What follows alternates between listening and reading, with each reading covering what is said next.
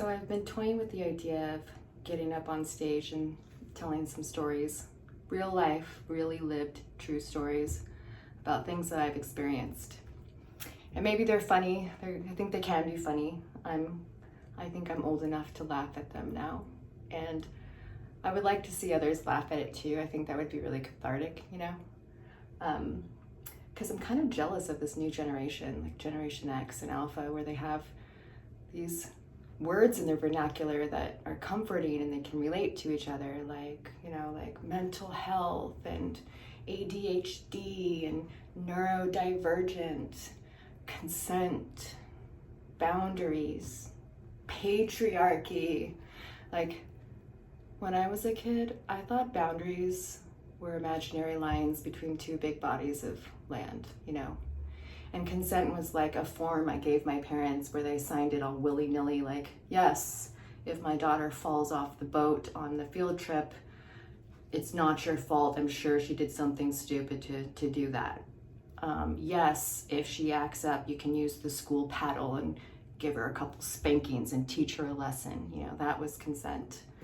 Mental health, like those words didn't even go next to each other. Like if you were mental, you were either psychotic or retarded, and because that's the word we used back then, and it was used on me. So that wasn't a thing. ADHD, neurodivergent, like I still don't know what that shit is, because everybody is, and I'm pretty sure it's because of these screen things right here.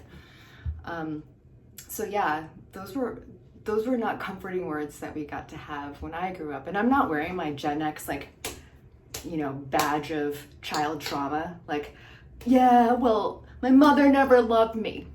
And I wasn't even allowed in the house most of the time. And I drank all my water from a hose, and kids just dared each other to almost die every day playing chicken with moving cars. And, you know, and like, you don't even know. I'm not exactly proud of our generation for those things. And I would like to move past all of that. But since we are a generation that experienced most things experientially, like we experienced, and that's how we now know, I still have it in me to learn experientially, like Gen X and Z or whatever, and not Gen X, Gen Z and Alpha and all of those generations, they don't have to experience anything to feel they know about a thing. Whereas it doesn't even ring true to me unless I've done it. So after I ended my marriage, I didn't get a proper divorce because legal paperwork makes me have a childlike meltdown inside, because that is also an attribute of a Gen X kid, is we can't handle anything professional. I decided that I would become a part-time dominatrix, and that would be a good way to learn about boundaries and consent, because all of those words that I just mentioned, I was learning alongside with my children real time. Like I was like, oh my God, they know more about this than I do.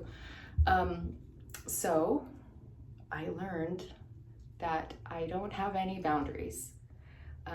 I dissociated my whole life from my body, so I didn't realize that I just said yes to everything because I didn't know how I felt about anything, because I was usually outside watching as if it were someone else. So that was a realization that was like happening during a scene. I was like, oh my God, I do this. And a trip. Consent, telling someone it's okay, saying no, and upholding no's.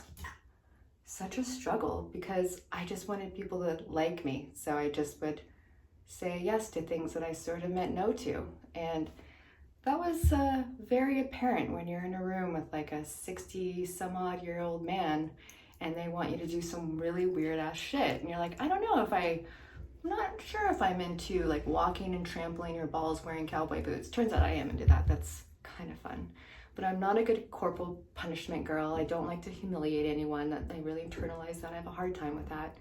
But I did a good job of being like the right arm person of a girl that was good at that. Like I could just be her little sidekick, putting in little jabs like, ew, he looks so ugly when he does that. Or, oh my God, make him stop. I wish he'd disappear. Like, you know, we're just supposed to tease and make fun of them. And I was quite good at that.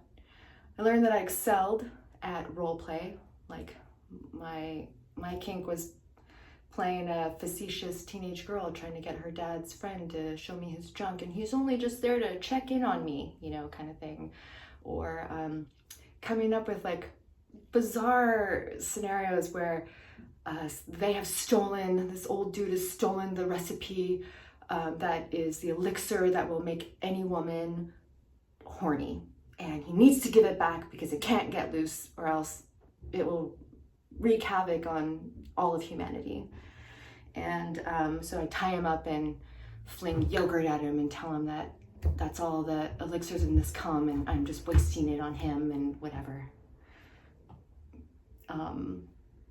I sometimes played a cat. I had a little cat persona, and I'd dance around them and tie them up and cover them in saran wrap or rope and stuff ice cubes in the saran wrap between their skin and scratch holes in it and almost scratch their skin. I'd tie their nuts up in yarn and scratch at them, just like, and then I'd get bored like cats do and turn around and just start cleaning myself and doing other things, and I'd turn and realize they're still there and be like go away.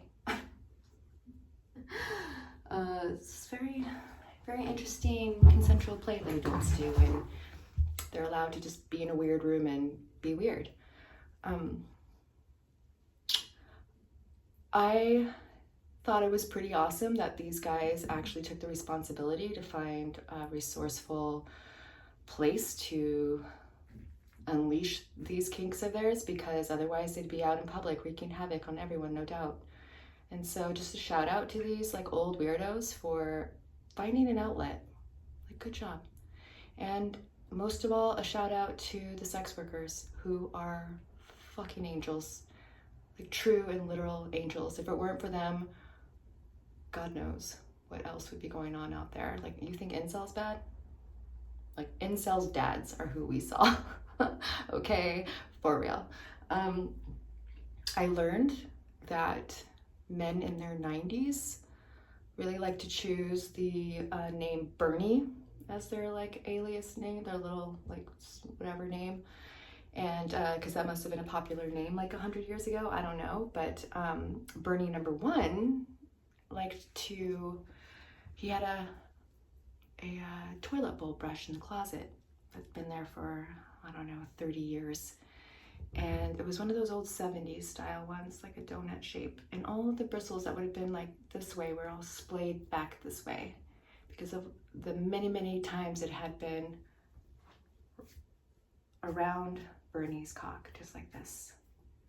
But at 90 years old, it's not hard and you can't just stick something around it. So you have to, you know, pinch the pile of dick skin that is his cock and pull it through, just pull it through this donut until finally you get enough out to where you can grab it really quick. And then you take the donut and you do this until and I remember doing that. I'm like, why this? Like, why the brush? And he said, honey, when you get old, it takes more. And I said, okay. So here I go. And eventually he just starts convulsing and just like, I'm like, oh, so, okay. And then nothing comes out. I didn't know that you could have an orgasm and nothing come out.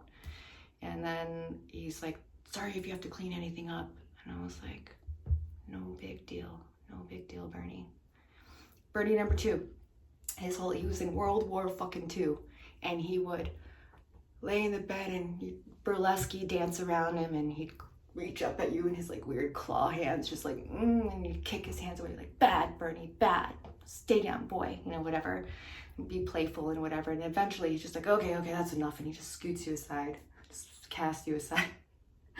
And then I remember the first time he just goes up against the wall, and I'm at the end of this 4-poster bed, like, what's he gonna do? And he's got his like question mark shaped back, and he's holding his like flaccid, floppy cock in his hands, that's petrified hands, and he just starts doing this, just rubbing it together like this, like he's like saving the life of a little baby cock. Come on, you're gonna make it.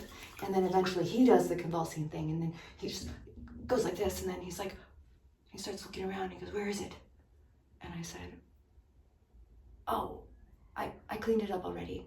He goes, oh, okay. But really, I imagine this like little poof of dust like coming out the tip of his dick, like just like a little cloud of smoke, just poof, and all that fast rubbing, you know. And that's it. That would be his kink, you know. Like they just all would end like super anticlimactic, like another goddess worshiper. He would just lay a towel down, and it had to be a rough 1970s grandma towel, and it could not be soft by any means. And he just lay flat on his belly and just hump it in this like precarious, like small little motion way until he came on the towel, and then he'd roll it up and hide it in the hamper. He had to hide it in the hamper. And that was it. That was the whole scene after a lot of like, how can I do anything to make your life, goddess? I'd do anything for you. And I'd say, I don't know, go make a sandwich and you'll probably do a bad job and have to make it again, you know, something like that. Like, and they just like eat it up. Yeah. The thing is like, because I disassociate, you know, none of this was like a thing where, most of it anyway, I wasn't like, oh, I'm gonna start using this in my play. It was just sort of like, wow, we all are really weird and carry around our childhood trauma, like this like little bag of marbles in your pocket. You just have this like special thing that you just throw out for others to play with, you know? And like my kink is, you know, after I've like hooked up with someone, is to go home and finish myself off and pretend that someone loves me, you know? So we're all a little strange. But anyway, I'll end with that.